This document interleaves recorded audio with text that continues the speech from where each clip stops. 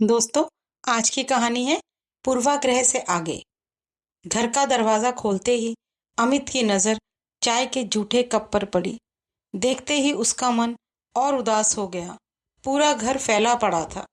Kitchen का भी बुरा हाल था। सीमा थी तो ये घर कैसे चमकता रहता था। सीमा की याद आते ही उसकी आंखों में आंसू आ गए और वो बेबस सा फूट फूट कर रो पड़ा। सीमा के साथ 8 साल कैसे बीत गए पता ही नहीं चला। पिछले महीने सीमा सब्जी लेकर घर आ रही थी कि एक कार टक्कर मारकर भाग गई।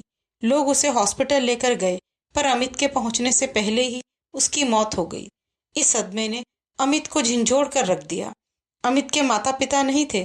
बड़ा भाई और भाभी आए और उन्होंने ही अमित और उसके दोनों बच्चों रिया और रोहन को संभाला। 6 साल की रिया और 3 साल का रोहन माँ को ढूंढ रहे थे। किसी तरह से भाभी सब संभाले हुए थी। 13वीं के बाद भाभी ले गई दोनों बच्चों को ताकि अमित खुद संभल जाए और सोचे कि अब कैसे ख्याल रखना है घर का और बच्चों का। भाभी ने तो कहा था कि वही रख लेंगी बच्चों को। जहां 2 पल रहे हैं वहां 4 पल जाएंगे। पर अमित को उनकी माली हालत, छोटे घर और भाभी की तबीयत सबका पता था। जानता है ये संभव नहीं। फिर भी अमित कैसे रहेगा बच्चों के बिना। सीमा के बाद अब रिया और रोहन ही तो उसके जीने का सहारा है। किसी तरह घर की थोड़ी बहुत सफाई कर वो सोने चला गया। सुबह नाश्ता भी ऑफिस की कैंटीन में ही किया। 2-3 दिन से उसके सहयोगी शर्मा जी उसके लिए लंच ला रहे हैं अपने घर से।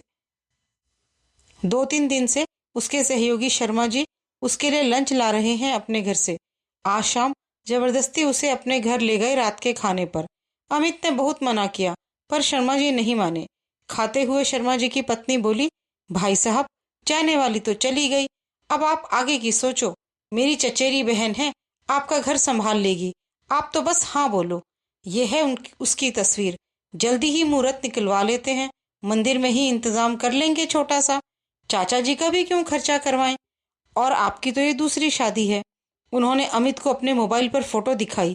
अमित को कोई दिलचस्पी नहीं थी पर शर्मा जी और उनकी पत्नी तो मानो आज अमित से हाँ करवा कर ही छोड़ेंगे।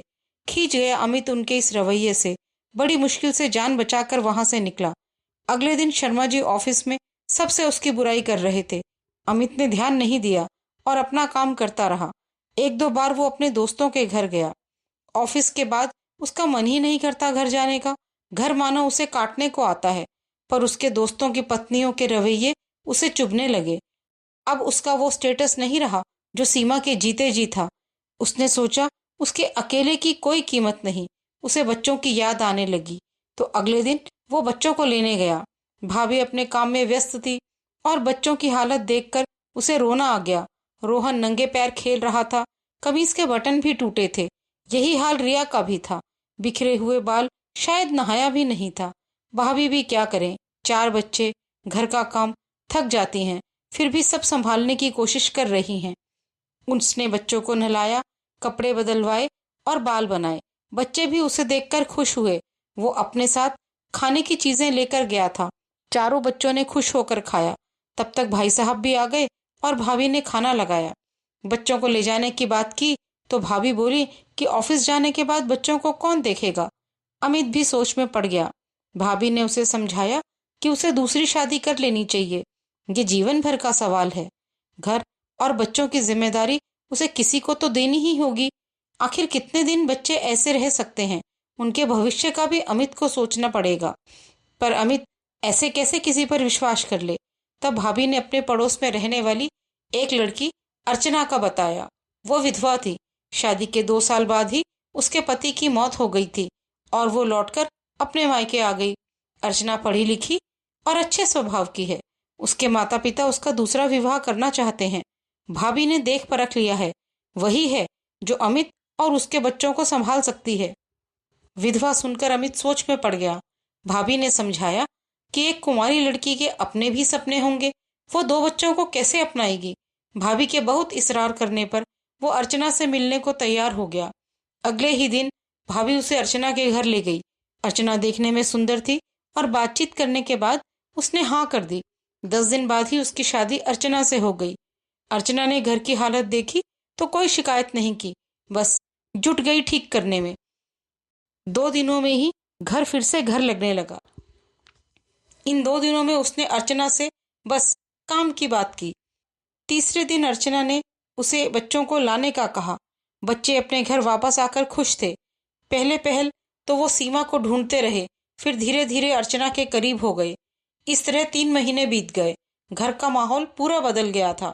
वो अर्चना को देखता तो उसे सीमा की याद आती और वो सोचता कि सब औरतें एक जैसी ही होती हैं, बस अपने घर और अपने बच्चों में ही इनकी जान बसती है।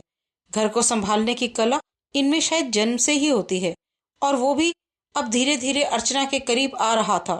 पर उसके दोस्त उसे सुना सुना कर कहते थे कि विधवा से शादी करके अमित ने गलती की है। एक विधवा मनहूस होती है, वो कैसे किसी का घर बसा सकती है या उसके बच्चों की अच्छी परवरिश कर सकती है। ये बातें सुनकर अमित फिर अर्चना से दूर हो जाता। मन का पूर्वाग्रह उसे अर्चना के पास आने ही नहीं दे रहा था। तभी होली का त्योहार आया और अर्चना का भाई उसे और बच्चों को लेने आया। अमित ने अर्चना को जाने के लिए बोला, पर बच्चों को नहीं भेजा। अर्चना ने लाख मिन्नत की, पर अमित ने सख्ती से मना कर दिया। अर्चना रोनी सूरत और उदास दिल लेकर अपने मायके गई। अगले 2 दिन अमित छुट्टी पर था। तब उसे समझ में आया कि बच्चों को पालना इतना आसान नहीं। वो कभी रिया के दूध में चीनी मिला देता जो रिया को पसंद नहीं, और कभी रोहन को टोस्ट देता जो रोहन खाता नहीं।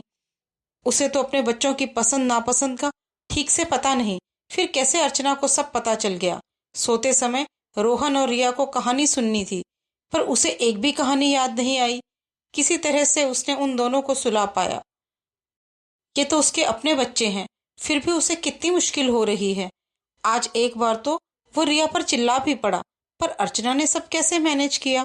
अगर अर्चना के मन में कोई दुर्भावना होती तो भला बच्चे उससे इतना जुड़ पाते।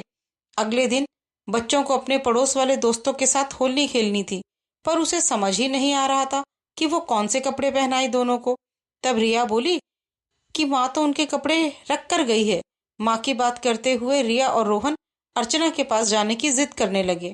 उसने रिया की बताई जगह पर देखा तो रिया, रोहन और अमित तीनों के लिए होली खेलने वाले कपड़े और बाद में पहनने वाले कपड़े करीने से रखे हुए थे।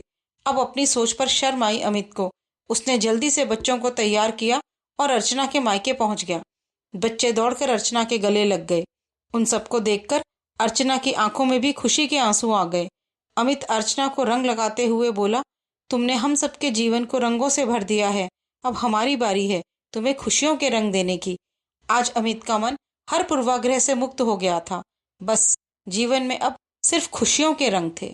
दोस्तों, आज की कहानी कैसी लगी? अपने विचार हमसे ज़रूर शेयर करें और हमारे चैनल को लाइक और सब्सक्राइब करें। आपके कमेंट्स का हमें इंतज़ार रहेगा।